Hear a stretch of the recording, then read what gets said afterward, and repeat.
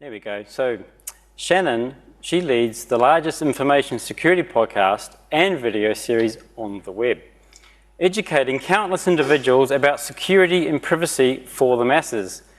With over 1,500 plus videos produced, Shannon has developed a career in InfoSec as an influencer and supporter for up-and-coming professionals. Shannon's career mixes the worlds of hacking and open source while introducing the concepts of social media to the security-conscious mindset. Using her years of experience creating a new job title that didn't exist a few years ago, Shannon will share her thoughts on personal branding in the InfoSec industry. Not only to get the job you want, but to be respected as an equal in the community. And before I ask her to come forward, I've just remembered something I forgot. I think you all want to see Tim the Toolman's Tailor terrible tool of torture for today that I use to convince computers to do things when they otherwise would misbehave. So, allow me to produce it. Please don't freak out. Skill tour.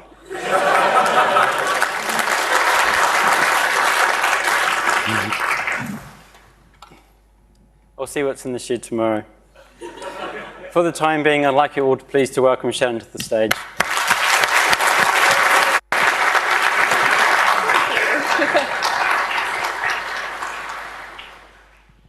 Don't mind the camera that I have here. This is a part of my social branding. There's a reason for it. Can you see everything? Okay, cool. So one of the really fun things about personal branding is you do everything that you can to promote yourself so that you can end up doing more keynotes, like this one. So, see if it works. Yes. This is my contact details if you want to get in touch with me after the talk or anytime during the convention. @Snubs on Twitter and Instagram. Snubsy.com is my website. And then youtube.com/Shannon Morse is my personal YouTube channel. But I do have 3 others if you're interested in hearing about those. Trust me, you do not want to run 4 YouTube channels. It's a lot of work. It's a lot of work. And then a little bit of housekeeping for myself as well. Thank you, Stephen. Photos are perfectly welcome. In fact, I would love it if you took photos and shared them on Twitter. Yay, personal branding. But please refrain from taking photos of people in the audience unless they consent, because yay, I am all about InfoSec codes of conducts at InfoSec conferences, and I totally respect other people's privacy. And then share those, of course, with linux.conf.au. They also have a 2019 one on Twitter too, @Snubs, and the hashtag is LCA 2019. And if you have any questions, I'm not taking questions at the end of my keynote, but I'm more than happy to chat with you in the hallways because yay, LobbyCon is a thing. And thank you to LCA. I really appreciate being here. This is a huge opportunity for me, not only to be visiting New Zealand and hanging out with some awesome Kiwis. I heard it was okay if I say that. Okay, good. Yay. But also because this is a wonderful chance for me to grow my career. I'm still fairly new at speaking, and this is only the 3rd time I've given a keynote speech. So it's still very nerve-wracking, and it's scary to get on stage in front of so many people. So please be nice. And today's agenda is going to mostly just be about my personal experiences with developing my career, building your own career from scratch, whether that's in InfoSec or in open source or what have you, building your personal branding, and making sure that you keep your security intact, because that's very hard to do online, dealing with haters, yay, women on the internet, and how I found purpose in what I do. So hello. Who am I? I'm Shannon Morse. As Stephen introduced me so wonderfully, I do YouTube videos online. They're all about information security. I also do videos about travel. And over the 10-year, 11-year course of my career, I've really developed a name for myself in information security and hacking. And it's something that I've really found a passion for over those 10 years, and I'm completely self-taught. So let's talk a little bit about imposter syndrome. It's something that everyone has to deal with at some time in their life. Some of us deal with it a lot better than others, but it's still very, very hard. I have hecka, I changed that because I was told I probably shouldn't cuss up here, but I have hecka imposter syndrome. It's very, very hard and scary for me to do things like this. But every single time I get an opportunity that I feel like will allow me to grow in my career, I try to beat up that imposter syndrome every time I get by saying, yes, I will do that. And I try so hard to make sure that it's something that I can be proud of. And I also do that by finding my own self-confidence and my self-esteem, which is not easy at all. These are things that you have to build throughout your life. These are things that you can help yourself build by surrounding yourself with positive people, people that really promote what you do and are happy about what you're doing, and they give you hugs, and they appreciate you, and they love you for what you're doing in your career, and they see your happiness. And surrounding yourself with that positivity really helps build self-confidence and self-esteem. So taking action, practicing, surrounding yourself with awesome individuals, and being consistent with your career, you should never just give up. Never give up. Because the more that you try, the closer you can get to building your brand. So, how have I accomplished what I have in 10 years? Well, these are just a few of the accomplishments that I've made in the 10 years. And you could just say, oh, well, she's just promoting herself. Well, that's the point of the talk.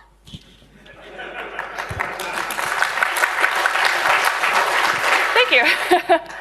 So some of the things that I'm very proud of are the fact that I have 1,500 plus videos on the internet that are completely free and open for everyone to watch. This is completely free education, and they are very educational. In fact, I have professors that use my Linux terminal tutorials in their course material for college. I just finished a Bash programming series on my channel, an entire playlist of videos where I teach people how to start programming in Bash, and it's so much fun. And it was really exciting. I gotta say, I loved it, and now I want to do all sorts of things in Bash. It was great. I've also contributed to a bunch of different companies like CNET and NVIDIA and Sony. Whether you like them or not, these are companies I've worked with, and I'm very proud of that. And I've given 3 keynotes, including this one, 2 panels, 2 WISP talks, which is Women in Security and Privacy, and 3 university talks so far. And those are just the ones that I've been able to figure out now. And that's only 10 years into my career. I'm also a ham licensed operator, if anybody else is out there. Yes! KM6FPP, hi! So I'm very proud of what I've been able to do so far. But how did I get there? So my backstory, and it's probably very similar to many of yours out there, is that I started with nothing really developing with Linux. I had no clue what it was when I was a kid. I didn't even know it was a thing until I started with Hack5. So I was not an overnight success. I had no background in hacking or information security or making or anything like that. Now I play with Arduinos and breadboards, and I'm programming in Bash and all this weird stuff that my mom does not understand. So when I said, yeah, I'm gonna start doing videos on Linux, my friends were just like, but you do theater. That's weird. So I said, well, yeah, but I did GeoCities videos or websites when I was 14. That counts for something, right? Yeah. HTML, woot! So my mom and dad really supported me, and even though they didn't understand what I was doing, they were totally about it. They were like, you know what? We can see that you really like this, honey, so you go for it. They were really supportive, even though they didn't get it. So my background was theater and building computers with my dad and stuff like that, but I too had to start somewhere eventually. And when I say I started building computers when I was a kid, it's definitely true. So I don't know what I was doing on that machine, but my dad had computers in my nursery room. And I grew up around them because he was a builder as well. He loved making his own machines, and when I hit around 9 or 10, my dad decided, I think you're ready to build your own computer. So he taught me how, and ever since then, I think at this point I've probably built 10 or 11 machines since then. I even taught my husband how to build a computer a few months ago. I'm so proud of him. And that's my days in theater. It's a little embarrassing, but that's, I was Cinderella. That was good times. So let's just skip that. That's also a little awkward. So I went to college for restaurant and hospitality administration, which you can obviously look at and say, that's definitely not computers whatsoever. That has nothing to do with the industry at all. It doesn't, but it also taught me a lot about how to build a business and how to build a career. So when I stepped out of college and I kind of discovered for myself, I don't actually want to run a restaurant or run a hotel or a casino or even conventions for that matter because it is so stressful. I decided that I wanted to go into something that kind of mixed the two molds of my life together, building computers and theater, both of which are passions that I've had since I was a little kid, but neither of which I could figure out how to do on their own as a career. Sure, I could own a computer shop, but I don't think that was for me. And sure, I could go into theater in like New York and try to get into Broadway, which is very competitive. But I also didn't think that was for me. While I enjoyed getting on a stage and making people excited and loving that kind of job, and while I really enjoyed building computers, I wanted to be in front of people, I wanted to educate, I wanted to entertain. So that's why I started doing Hack5, HAK5, which is the show I've been doing for 10 years now. So YouTube was established back in February of 2005. Hack5 happened in fall of 2005. So we were technically early adopters. We've been around from the very, very start. I had a meeting at that time which basically changed my future, and it was very, very much happenstance, and I just happened to have mutual friends. Networking, very, very important. So I graduated college in 2008. I started this really weird job at a bank because back in the day, YouTube did not make any money at all. You could not pay rent on YouTube, not by itself. So I had this full-time bank job, and I did some camera work for Hack5. It was really cool. And I officially started with Hack5 back in 2008, in August. And at the time, I was still kind of getting my feet wet, just sticking my toes in. And by the way, these heels are Sailor Moon heels, and they are awesome. I'm so glad there's Sailor Moon fans out there because I am obsessed. And by the way, I have a YouTube channel about Sailor Moon. So it was very, very hard to get started because I was nervous. This was something I had never gotten into. Linux, what is that? What is open source? All I know is Windows. I didn't understand any of it. But educating myself when I was going online and trying to figure out all the information was very, very hard. It was hard to find information. It was so tough. So TLDR, RTFM, kind of sucks. I hated whenever I went to forums or when I went to websites or IRC and people would just tell me, well, just RTFM, especially if I told them what my name was or if they figured out that I was a female. It was so hard to find information that would help me along in this path that I really wanted to deep and dive into. There was a lot of egotism, a lot of elitism in that crowd, and it was tough. I felt like there was no place for beginners to go if you were interested in information security or open source. So I became that resource. I figured out it didn't exist. There was no place for people to go if they wanted to learn and if they best learned from watching videos. So I decided I'm going to become that resource because it was missing, and there's probably other people out there just like me who did not know where to go to find out about open source and information security. So I keep this in here because my friend illustrated this photo based on a tweet that I just randomly made one day, where I said, never make fun of the kid who asks all the questions. I was once that kid, and people thought I was stupid. Really, though, they were just too embarrassed to ask the same thing. So I started with little to no understanding of InfoSec, but I had a willingness to learn. And that is what's so important. So what is my job title? Now that you know my history, I'm an internet media host and producer, an influencer, a brand ambassador, an educator, all of these different little things that happen when you're a YouTuber that talks about something that's education. I've had 4 to 5 years of work developing my brand, not the entire 10 years, because I did not know how important it was 10 years ago. And the work is not over because the industry is always changing. There's always something different that's happening. So let's talk about starting your career. And this can happen for whatever career you choose to go into, because everybody has different passions, but you can still use this advice for whatever careers you choose. So You need to ask yourself, what does a company need? If there's a company that you really want to work for, what does that company need and what are they hiring for? Both very important questions. And how has the industry changed over the years? You may have noticed, especially at conventions, codes of conduct have become much, much more mainstream. Even in anime conventions and InfoSec security conventions, we've seen more of these codes of conduct. And that tells us that the industry as a whole is getting a lot more diverse, and we need to be accepting of that diversity. So what are the diversity numbers? And how can you influence this industry, hashtag industry, comment, for whatever industry it might be, in a positive way? So for example, and this is just for information security because that's what I'm in, but this can also be looked at for other industries as well.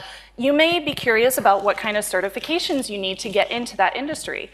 Ask yourself if there's any certs that you are really interested in. Now, in this example, you'll notice at the very top, CompTIA Security Plus, there are a lot of certification holders. There are not a lot of openings available for those certification holders.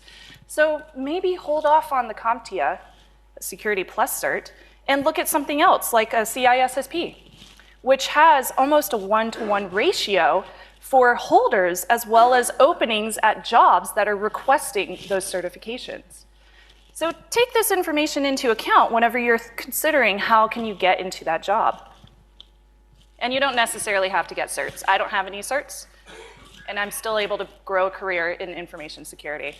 So also, what do companies need as far as what their titles are? Look at the titles that they are interested in, and maybe consider taking some classes in college or looking up this information on YouTube, for example, promoting myself, to find what kind of titles you would like to have at different companies.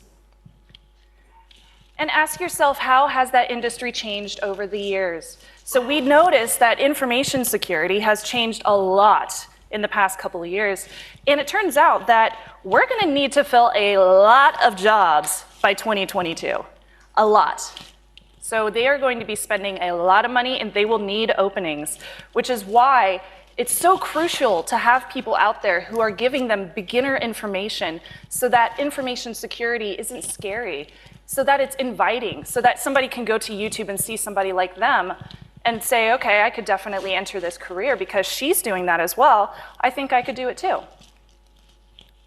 Now, I bring this up as well because it is diversity. It's all about having all of that inclusion.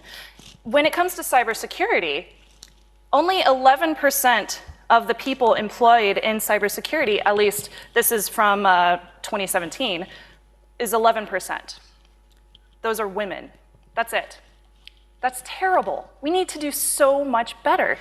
So I hope that by being on YouTube and being so public, I can introduce some young women and some people who don't normally see themselves when they see a Hollywood hacker movie, and they will see me on YouTube and think, I could do that. That's something that I could actually do. So how can you be an influence in your industry?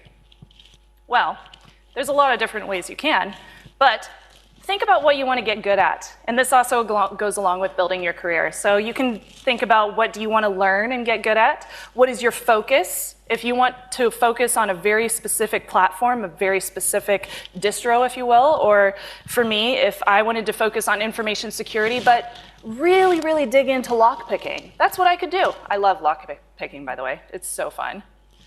I actually used it at the bank one time, and they were like, they wanted me to break into a safe.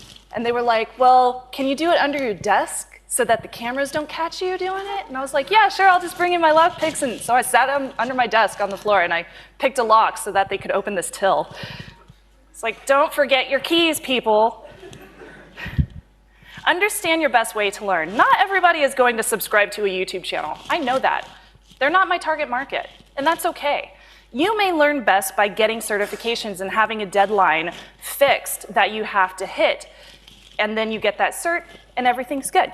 I have a ham license, so sometimes it's good for me to learn in that way when I have a deadline. It puts a little bit of stress on my head or on my shoulders, so I know I have to make sure I get it done by that time frame, and that forces me to learn what I need to learn. You could also read books or go to classes, watch videos, whatever it might be. It doesn't matter. Just find a way that you love to learn and stick with it. and compile your list of passions, but also compile a list of influencers or thought leaders or speakers or researchers, people that really influence you to do what you want to do. So start following them on social media if they are there. If they're not on social media, that's fine. Maybe they have an email address and they'd be welcoming to questions. Go to their talks at events like this. Ask questions in person. Comment on their videos if they do have a YouTube channel, or follow them on LinkedIn. Lots of people have LinkedIn. I don't use it. That's okay. Learn from those role models, because everybody can give you some kind of expertise, some information, and if they are open to that, then they are worth it. You may end up being a thought leader in their eyes. Even though I had no backing in information security 10 years ago, now I talk to people and I work with people. Some of them are my co-hosts that I used to be, I thought they were celebrities. I was just like, you're amazing, can I get your autograph? And now I'm working with them side by side. It's amazing what you can do if you just take the time to treat somebody else like a human being. It just, yeah, boggles my mind. So I follow influencers and thought leaders in a whole bunch of different areas. And this is not just information security, but it's also YouTube and on social media strategy, in technology in general. So there's lots of different places that, of course, we have passions in. So maybe, even though you want to get into an open source career, you could learn something else from somebody who's a social media strategist. So it's really advisable to not just follow the people directly in your career path, but also follow people right outside of it that you can also learn things from. And keep on learning, because you can never stop learning. Sponge up as much information as you can. Block out time every single day to do something that is on your list. Do it every single day.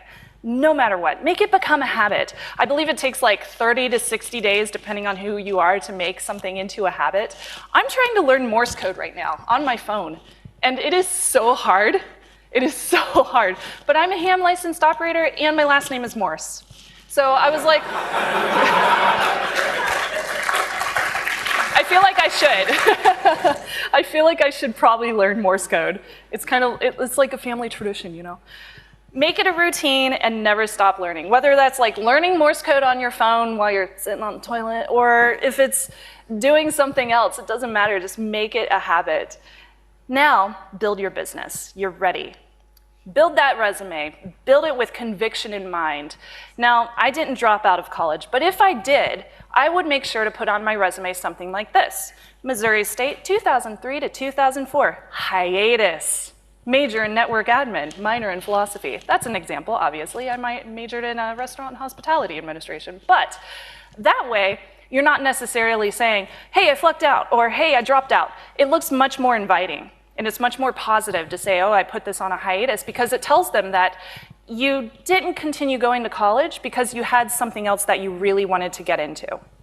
Create a one-pager. This is kind of like a mini resume, but it's a little bit more trendy and flashy. This is the kind of thing that you can easily share online, and you don't necessarily have to put all of your information on it. So it's very useful for getting an introduction into somebody, especially if you're networking with them at events like conventions.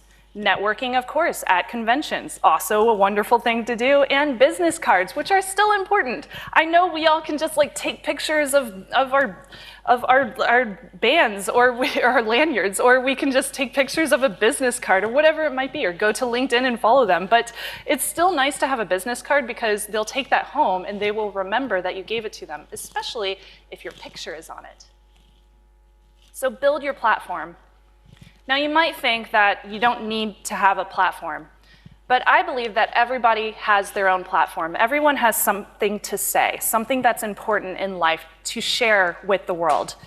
And that's why I think that you should also build your platform. Maybe you don't want to do YouTube, and that's fine. That means more people will subscribe to my stuff, so I'm down. But you might want to share something else that you learned at your business. So I think it's so important to be able to build some kind of platform, because you're becoming this expert. You have opinions on your topic. You've been doing it. You've been building your business. So what do? You build your platform. Do speaking gigs. Write articles. If you don't want to do speaking gigs, you could write articles online. You could publish videos like I do. You could answer forum questions on some of the most popular forums or IRC. You could offer advice. I mention IRC a lot because we still use it at Hack 5. It's so cool. It's really fun. I can't help it. It's like better than Discord sometimes. Don't hate. So, using your platform for good, if you can afford it, and this is something that I've been trying to do more often nowadays, offer complimentary sessions or some kind of free classes or something for underrepresented groups in your industry. This not only will help you get better at your profession, but it also introduces your name to a lot of the younger generation that will be coming in. And also, don't undersell yourself. Now, one time I was going to work with this company, a very big brand, and they came to me and asked me to do a series of videos for them. And of course, I was just like, oh yeah, sure, totally, like, what rate? I don't know what to ask for, and they kind of lowballed me. So I went to one of my friends who's been one of my mentors for a long time. His name is Tom Merritt. I'm sure he won't mind me shouting him out. Hi, Tom.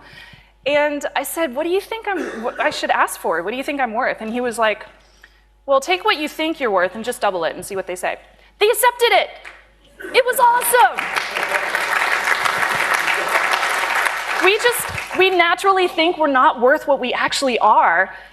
And when they accept it, it just blows your mind. But then you're like, wait, should I have asked for more? But I was pretty happy with it. I was like, all right, cool. So build your personal brand, and this is very, very important. What is a personal brand? So this is where you would establish and promote your skills and experiences. What makes you uniquely you? What is different from everybody else around you? What differentiates you from others in your industry? What do you stand for? And why should a client trust you? All very important questions.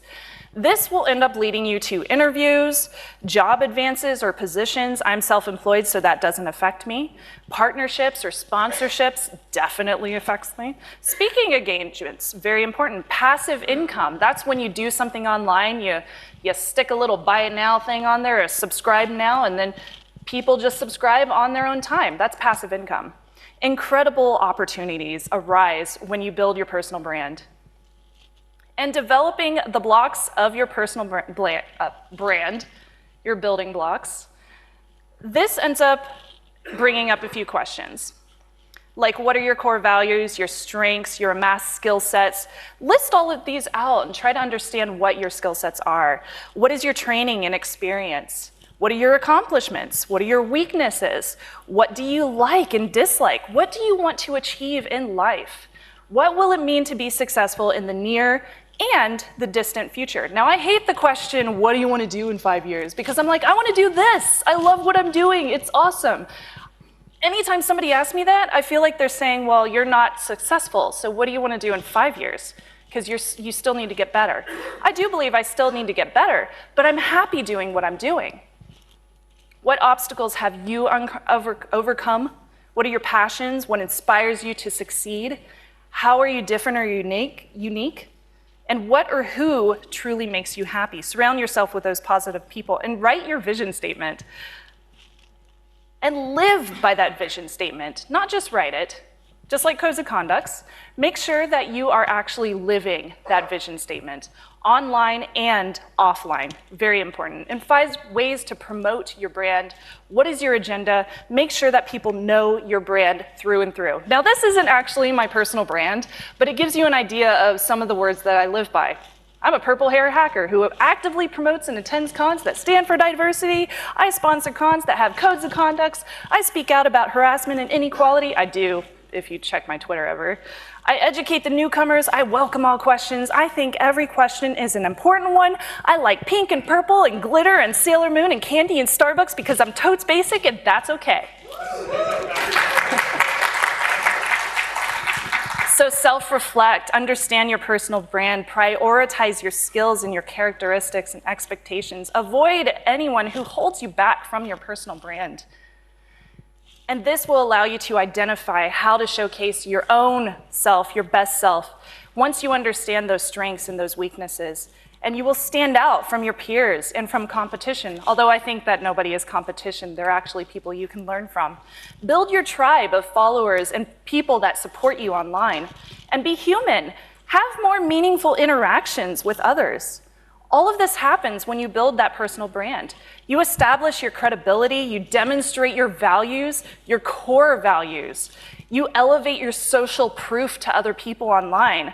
You solidify your niche. My niche is newcomers that are into Linux terminal. My niche is newcomers that are into information security. That's my thing, because nobody else was doing it. Convey your message and values and be more confident. And guess what? You just built your own personal brand. Congratulations. Now you can do some shameless self-promotion, so do it. Now, this is very important. If you don't control and manage your brand, others will do it for you. Now, if you don't exist online, others will make sure that you do, especially if they don't agree with you. So you need to protect yourself. Where do you draw that privacy line? This is so important. Now, this, of course, differs from person to person, but one of the best ways that I've figured out where my line is drawn as far as what matters to me as far as security and privacy was quizzing myself and asking myself, what are those important things? Now, for example, I am totally fine with being transparent about how much I make on Patreon, which is a crowdfunding platform. So people can go there and they can see exactly how much I'm bringing in minus the Patreon fees. With that said, I don't really share how much I make from sponsorships, which I don't get very often. But since that money is separate, I decided that any money that comes from sponsorships should be used for personal things like paying my rent, while any money that comes from Patreon will get put directly back into the show so that I can purchase a new camera like this one that I kind of broke on Monday and I had to go to the Sony store and buy a new one. That was fun, a little freaked out. Different country, whew, thank God they had a Sony store. Privacy-affiliated resources are also very, very important.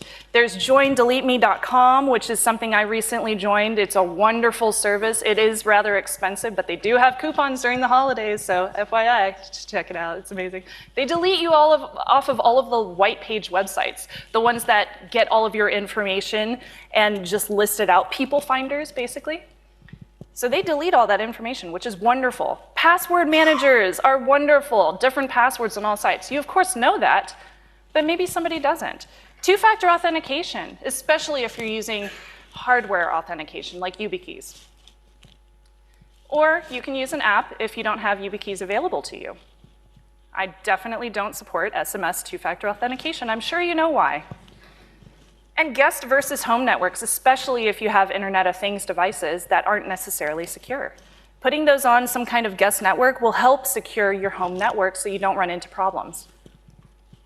Now, I include this not because, well, I am a huge fan of Marie Kondo, huge fan, but also because she makes some very valid points. What sparks joy in your life? You can take this to the digital world and you can clean up your digital life. So clean up your social media accounts, clean up your LinkedIn. If you have a YouTube channel from when you were young and you used to post like really drunken videos, don't ask why I bring this up, but you might want to delete those. So clean up your personal life so that it sparks joy for you. And make sure that you continue to protect yourself. Yes, I included this picture because I am a Lord of the Rings fan. Yes, I am taking a tour. So consider smart sharing. This would be being social while hiding sensitive information like barcodes, or if your con badge has a QR code on it, make sure to hide that. I recently went to CES and it turns out the little QR code on the badges had your email address and your full name. Yes, right? Flight tickets, those can be scammed. Keys, those can be 3D printed. Addresses, we all know what happens with addresses, right? People show up at your front door. Don't ask how I know. Stories, story time, yes. Have a plan of action as well. If you do run into any of these security issues, make sure that you know how to handle it. So think about all the things that might happen in the future, and make sure that you have a plan of action. And make sure that you're ready to deal with targeted harassment, because what happens is, since you created your personal brand, you're going to have people that are interested in taking you down. You start to attract that attention. So what do? Keep notes. Make screenshots. Make sure that you're keeping track of the people that are targeting you with harassment. Know who to contact, whether it's a police officer, who I have had to get involved in previous cases, whether it's the FBI or your country's service. There's always somebody out there that could help you, or maybe it's a community-driven engagement platform that can help you with that harassment. If there are trolls that you're dealing with, block them, banhammer them. If they are on your own forum that you're running, make sure you have a way to implement some kind of code of conduct online or a policy that deals with these kind of people. Because somebody is always going to be out there that will be angry at you for doing what you do. You could troll back. It's not necessarily my favorite thing to do, but it's possible. Now, you may ask, why do I do this? There's YouTube comments, there's judgment. Why do I do it? Well, I would rather have a troll waste their energy on me, since I've been doing this for 10 years and I have a pretty thick skin, than troll the brand new person that is just getting into information security and might get pushed away because they see one troll that comments something about their personal lives, and they hate it. They just don't want to get into the career because they think everyone is like that. So troll me, that's fine. I will totally handle it, and so will my friends at the FBI. They're jealous. They're jealous because you're successful. At this point, people are always going to hate you online. They're angry. They want to be where you are. They will tell you that you don't belong here. I mean, we heard this in the keynote from yesterday. You don't belong here. That's something that people hear in the industry. But you know what I can say? My accomplishments, bringing it back, they speak for themselves. And this is what I've done over 10 years, and I have done so much more that I couldn't think of when I was writing my keynote speech. These are all the different things that you can do in your own industry. You can have so many accomplishments, and nobody can take that away from you because you are the person that did those. You're the person that made it happen, nobody else. Those accomplishments speak for themselves, and nobody can take that away from me. So why don't I quit? It's because of everyone here in this audience. It's because of everyone in the overfill rooms. Hi. Hi, guys. Yes, I'm waving at you. Hello. There we go. It's because of you. Don't do a job that you don't like. Don't do it for fame or for fortune. Do it because you're passionate. Do it because you love it. Do it because you want to change someone's life. That's what I got into this for, because I found a niche, I loved it, and it was something that was missing, and I knew that I could change somebody's life. So when I see a young girl that comes up to me at DEF CON, and she tells me that she's been watching the show since she was 5 years old, and she's 9 years old now, and she wants to get a job in information security, that's what I'm doing this for. That's why I got into this career. And I hope that I'm living, or I hope that you live your dream job as well, just like I am now.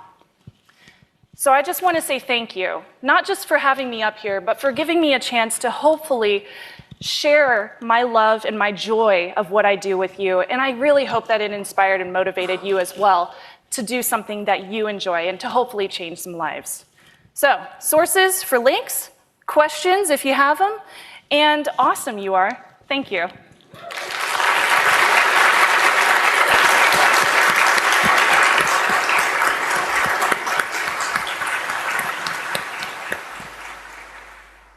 Thank you very much for making the journey all this way to come and speak for us today. Absolutely. And as a very small token of appreciation, I'd like to present you with this gift. Thank you. Thank you very much.